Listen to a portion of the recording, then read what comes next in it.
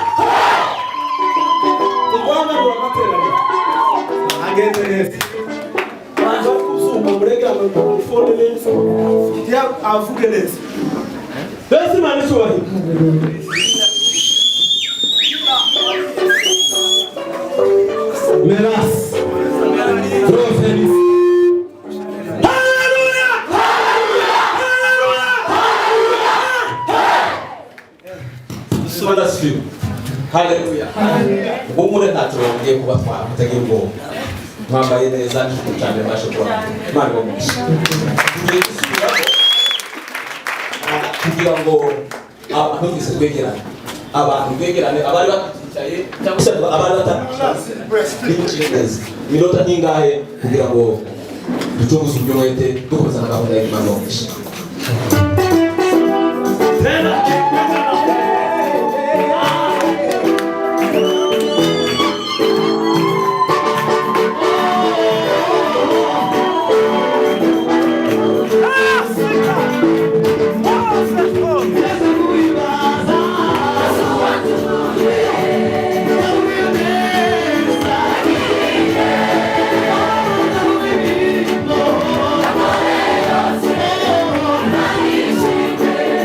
Hallelujah.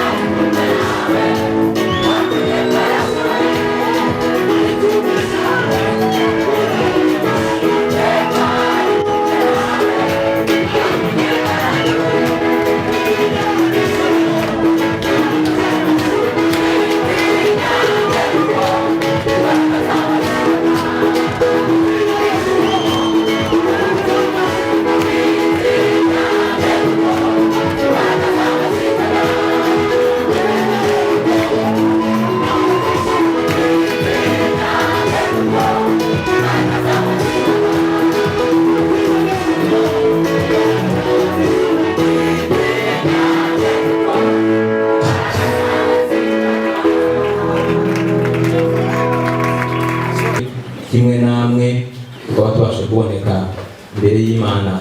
Imana yo mu ijuru yakoze ihimbazwe. Rero ndatinze, umwanya wacu urihuta ntabwo uhagaze. Reka sabe mwarimu adufashe asome Ezera ibice 4 murongo wa 3 wonyine. Ezera ibice 4 murongo wa 3 kugira ngo akingura amateraniro yacu.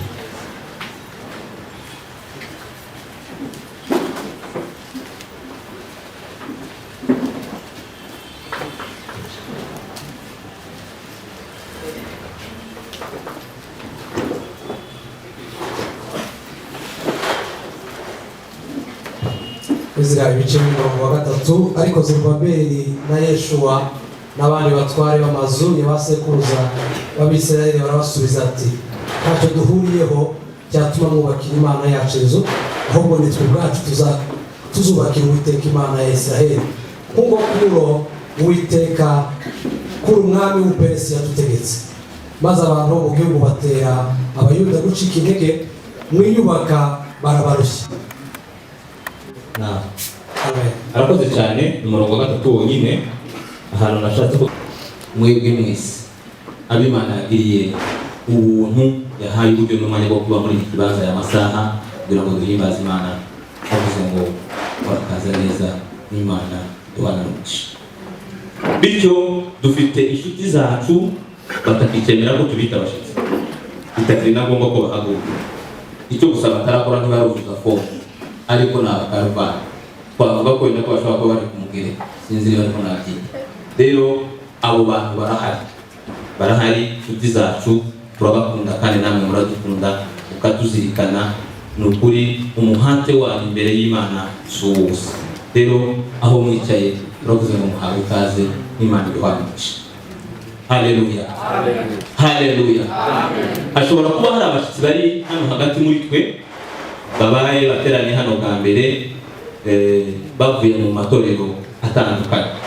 Abahari muhaguruke, abahari bwa mbere bwa kabiri kuva no kubwa kangahe n'amahoro muhaguruke.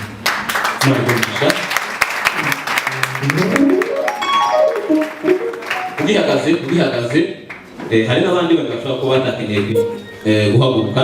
Reka sabe hili inshuti zacu aho bari guhaguruka.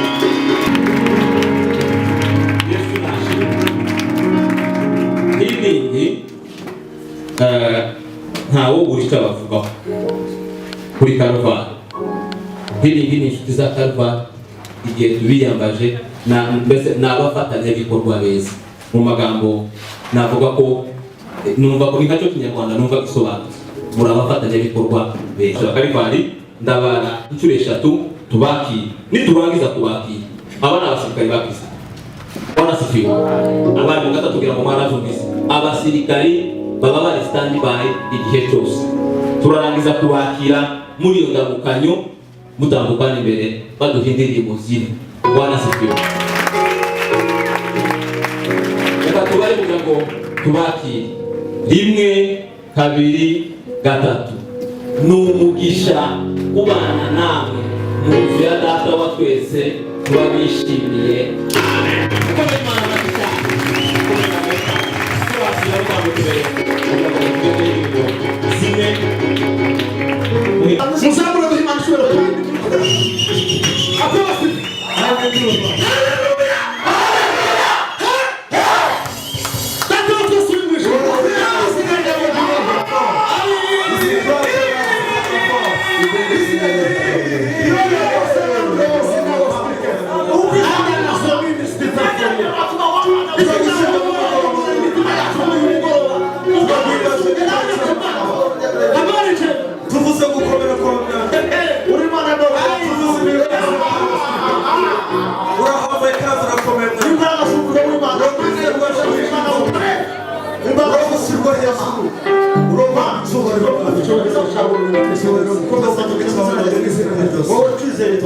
Hallelujah. Amen.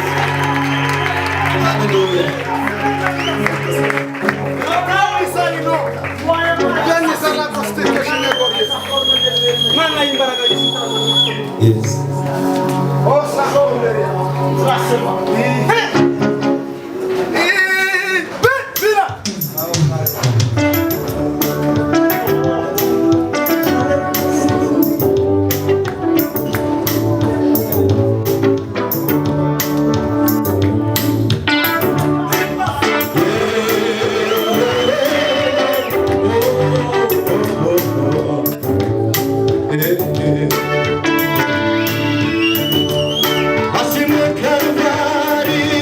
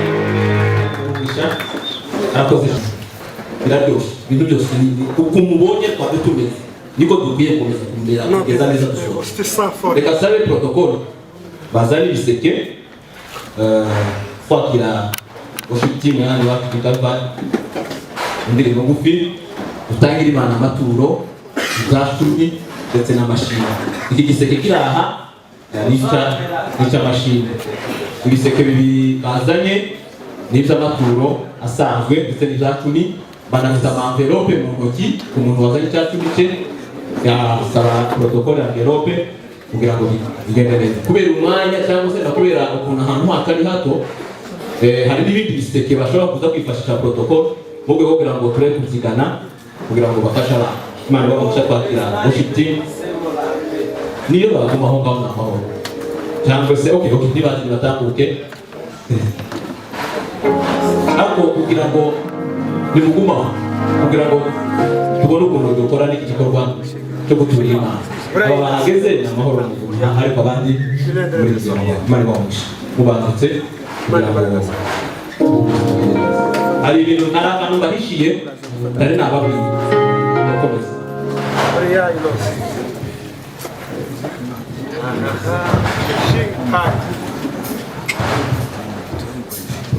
uri muri iteraniro akaba yakuvugira ari babwiye ngo hari akantu nabashyiye cyangwa se nababwiye abantu basengeye hano ku cyumweru bari kumwana bateranye ku cyumweru hari n'abateranye ku wa kane k'abapapa kugira ngo nabyo bagasaba imbabazi twari turi mu bintu by'amasuku usanga babona gutegura gahunda yabo zifite imbabazi imbere yabo n'abandi bose bateranye ku wa kabiri ibintu ni mwabibona bino biti bibiri ntabwo mwabibona sinzi naje ntimwigeze mubibona ikindi abantu bafite ama smartphone hari amafoto ari kuri za WhatsApp ibyo bintu byose mwabonye ko bigeze bivuga sinabiyobewe suko nari ndafite iyo telefone kuko ntabonye ibi bintu wanasifiwe haleluya uzamuri Imana icyubahiro duhindura nese uzamuri Imana icyubahiro haleluya Dawidi ngo yishimye gusaba kivuga ayo makuru noneho kana twageze mu rusengero Imana yo narivuze ngo umutima wanjye uranezerewe bikomeye ibintu nabibonye urabona imbere yacu bamuhigicaye umubyeyi uko biri kose iyo nza kuba rubibagirwa sinokwibagirwa twegeranye ntabwo namuvuze sinotinyuka kumuvuga hari abashumba bari muri ntabwo nabavuze sinotinyuka kubavuga ibi bintu ntabwo nabivuze sinotinyuka kubivuga izo afishe ntabwo nazivuze sinotinyuka kuzivuga rero evangeliko timu Imana ibamugisha muri abantu bacu niba ko nabivuga gospel harabona bonye Imana ibamugisha barimo perezida w'abayuda ndagira ngo munyemerere mufashe kwakire pasiteri aza tubwira amakuru yose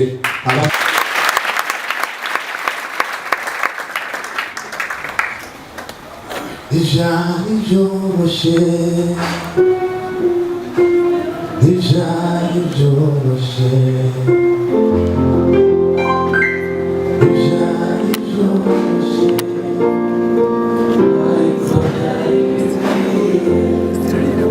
arirabura cyane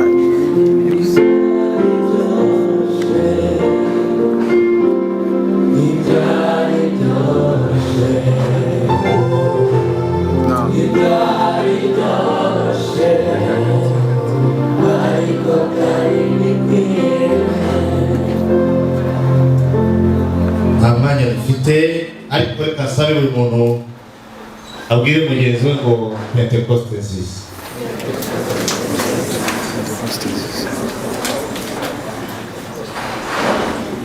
Imana ya Isiraheli himbazwe kubw'uyu mugoroba kandi ishirwe hejuru Imana y'imbaraga n'ubutwari Imana igira ubushobozi Imana igiremo ibintu bishya ku buzima bw'abizera Imana itagisubwa n'ibihe igira imbaraga zo kubigenga no kubiyobora icyo gituma tura uyu munsi aya matariki aya masaha kugira ngo tuvuge gukomera kw'Imana n'imbaraga z'Imana. Niba ntacyo bibatwaye ongera ubwire mugenzi wawe ngo Imana igira imbaraga.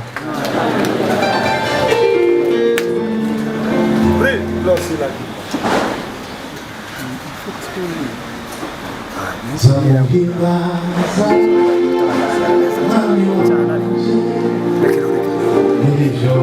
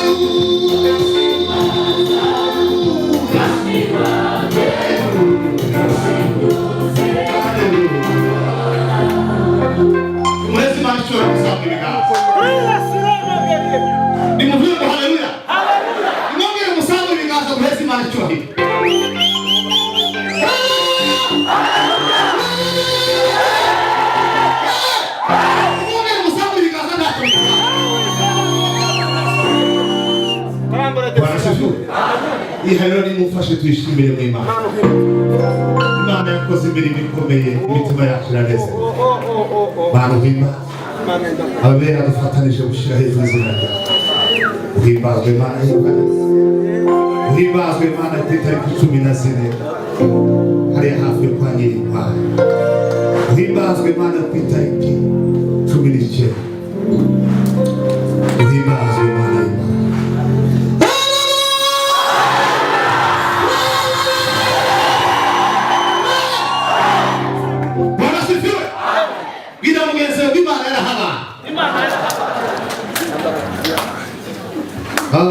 Amagambo atari menshi mu by'ukuri ntabwo nayasubiramo sinabibonera amagambo kubera ko ntababeshe nakuye filime yose ntekereza ibintu byinshi numva umutima wanjye ntabwo binyoroheye ntabwo byanyoroheye kubera byagiye biributsa ibintu byinshi cyane ariko Imana ishimwe ko yahabaye kandi Imana ishimwe ko namwe mwahabaye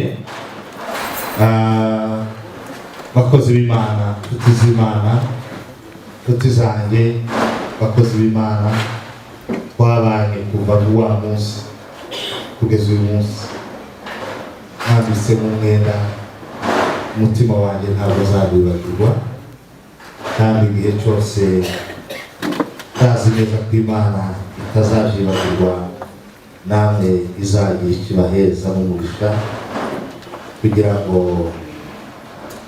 ihe agaciro ibyo mwakoze kuko ntabwo bisanzwe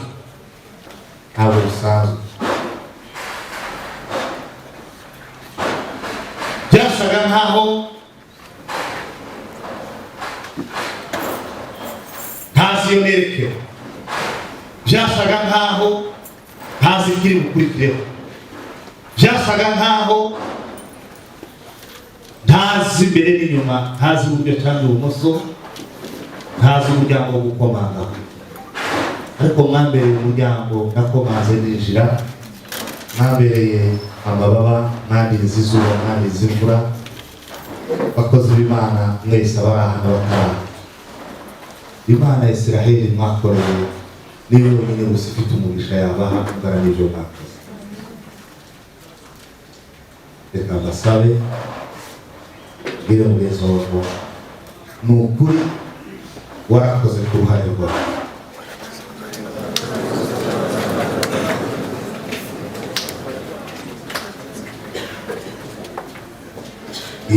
imigambi yawe si iy'abantu, imbaraga zawe si nk'izabo.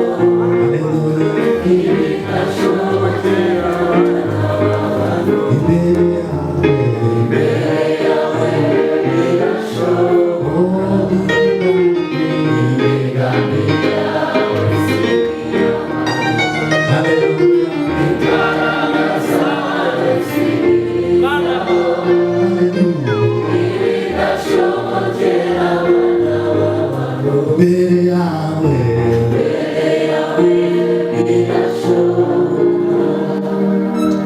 ku itariki 2 z'ukwezi kwa kabiri umwaka ushize no ku itariki 9 z'ukwezi kwakuriyeho kwa gatatu naraye ahantu hamwe abantu bazi kanyarira apana hariya ku musozi, hari ahandi baza binjira mu ibuye aho mu ducurama twinshi. Ayo majoro yombi naraye aho hantu, umutima wanje ni kwibaza ikintu kigiye kuba. Naririye amarira muri urwo rutare, naririye Imana, nasavye Imana, ninginze Imana kuri uwo munsi. Ubugingo bwanje ntabwo bwari hafi, nibaza ibintu bigiye kuba, nibaza mbese isigiye kuvuga gute ibintu bizagenda. Imana ikambwira ngo humura, ariko uko yambwira numva ngo umutima wanje kwizeye neza ivyo Imana ivuga. Kareba Kigali, kareba Igihe, kareba za TV1, ngatekereza radiyo mu nwa y'abantu, naratekereje ubwenge bugaciro.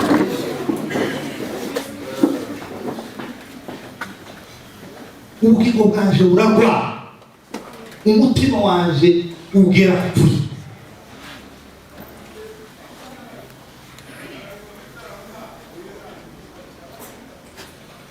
Tuzashima neza ku cyumweru, ariko ni ukuri uyu munsi mubyumve, ubugingo bwanje buranezerewe kandi umutima wanje wishimye. Mbona Kalvari murimo mungana gutya, mbona dufite abashyitsi abadufite bangana gutya, mbona Kalvari dufite inshuti zingana gutya, mbona Kalvari dusa gutya. Murebe ibintu bisa gutya. Safi Imana ibone.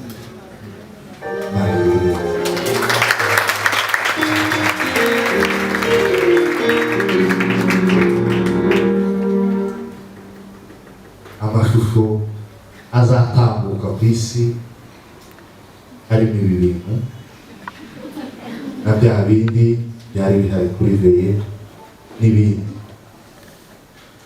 N'abakristo nta magambo mfite nababwira, mfite ibintu byinshi novuga kuri buri muntu wese ahangaha, ko mwarahabaye. Turabana twifitemo intege nke, tukigiramo n'izindi mbaraga Imana yaturitseho. Nakuye akantu ku kandi, ndeba icyicaro cy'abantu, murebe aba basaza, murebe uyu musaza, murebe aba babyeyi bose baraha, murebe mwe mwese, murebe mwe mwese, murebe mwe mwese, murebe hiringi, murebe aba bantu bose, mwibuke mwese, mwibuke uyu mwaka wose ushize. Mw'abakristo, Imana ya Isiraheli izi kuhemba kandi izi kugira neza, izahemba buri muntu wese.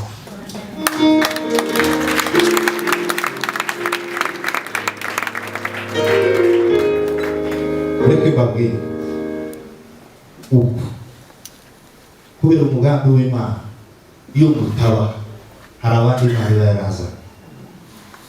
Ibi bibaheza imbaraga, ibyo muzahura navyo byose muri Karuka, uzakomeza umutima wawe wihanga. Ibyo mwatangiye muzabyuza, ikivi mwatangiye ntimukagitakarize nzira, muzakomere, mukomeze imbaraga, mukomeze ubutwari, mukomeze imitima yawe, muzabiherwemo. Ibi byiza ni bike cyane ugereranije n'ibindi muzabona, kandi birashoboka ko ibyo twaciyemo bikomeye dushobora kuzahura n'ibindi bikomeye kuruta ibyo twahuye nabyo. ariko muzakomeza imitima. Ni ukuri imbere ni heza, hari icyo Imana yavuganye. Ntidukurikiye ibitekerezo byacu, ntidukurikiye amagambo y'imiryango, ntidukurikiye ibitekerezo n'inzozi zidafite aho zishingiye. Dukurikiye icyo Imana yavuze, kandi icyo Imana yavuze ni ukuri, izagisohoza, iri kumwe nawe.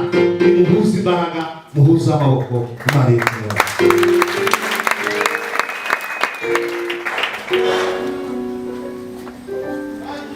Ndashimira inshuti zacu,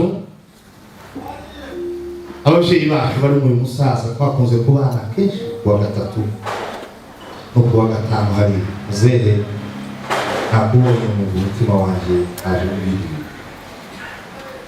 Ndashimira amatorero y'inshuti harimo Gospel Assembly Church, ndashimira bene data wo muri Power by'umwihariko hiri, ndashimira